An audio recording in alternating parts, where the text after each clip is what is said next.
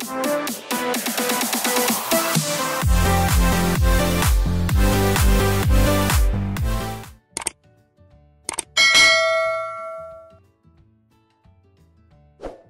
blessed day mga kabanding. So ngayon po gagawa tayo ng isang cupcake recipe. So ang gagawin natin cupcake recipe ngayong araw na to ay ang yogurt cupcake. Yan mga kabanding, start na tayo. Mga kabanding, start tayo with 3 eggs, 3 itlog po. Yan lang. Lagay lang natin dito sa ating stand-up mixer. By the way mga kabanding, kung wala kayong stand-up mixer, pwede rin yung handheld mixer. Kailangan lang continuous po yung halo. So, yan, start tayo sa egg.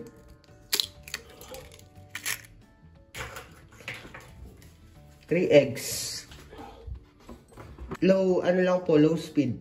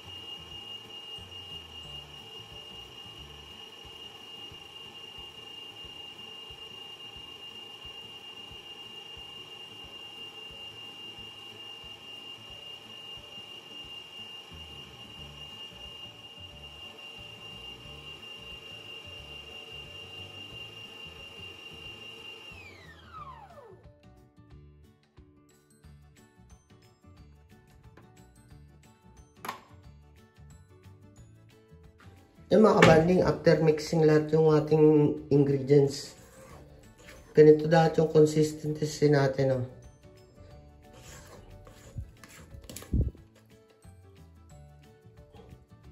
Malabnaw, pero hindi masyadong malabnaw. Hindi rin masyadong matigas.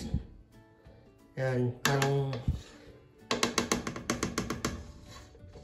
nice lang. Tapos mga kabanding, sali na natin siya dito sa ating cupcake mold.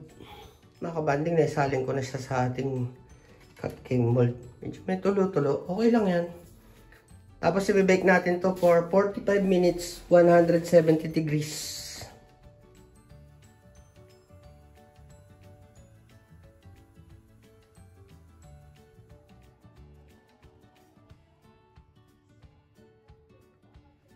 Mga kabanding, ito na yung ating finished product. So, ang last step natin, lalagyan lang natin ng powdered sugar.